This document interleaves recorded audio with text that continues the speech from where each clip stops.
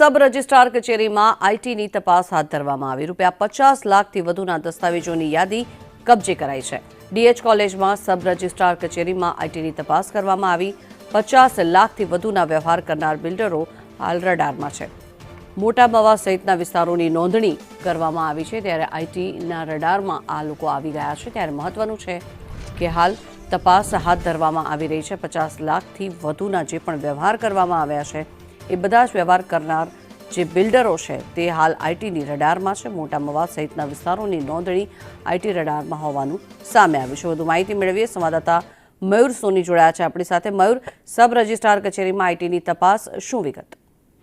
50 લાખથી વધુના દસ્તાવેજો જેટલા પણ નોંધાયેલા છે તેને લઈને આ તપાસ છે તે કેન્દ્રિત કરવામાં આવી છે। આસિસ્ટન્ટ કમિશનર સહિતના 6 લોકોની ટીમ દ્વારા ગઈકાલે બપોરના 3 વાગ્યાથી લઈને મોડી રાત સુધી આ તપાસ હાથ ધરવામાં આવી હતી।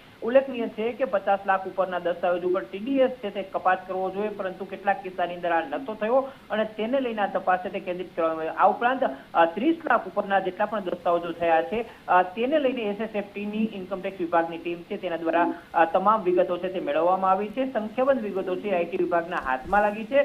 ખાસ કરીને મોટા મવા, નાના મવાના જે પોસ્ટ વિસ્તારો છે કે જ્યાં મોટી રકમના રહેણાંક અને કોમર્શિયલ બાંધકામો છે તેનું વેચાણ થયું છે, આ વાતને લઈને આ તપાસ કેન્દ્રિત કરવામાં આવી છે। શક્ય છે કે ટૂંક સમયની અંદર બિલ્ડરો છે તેના ઉપર આ તપાસને લઈને કાર્યવાહી થઈ શકે છે। જી, આભાર મયુર સમગ્ર માહિતી બદલ।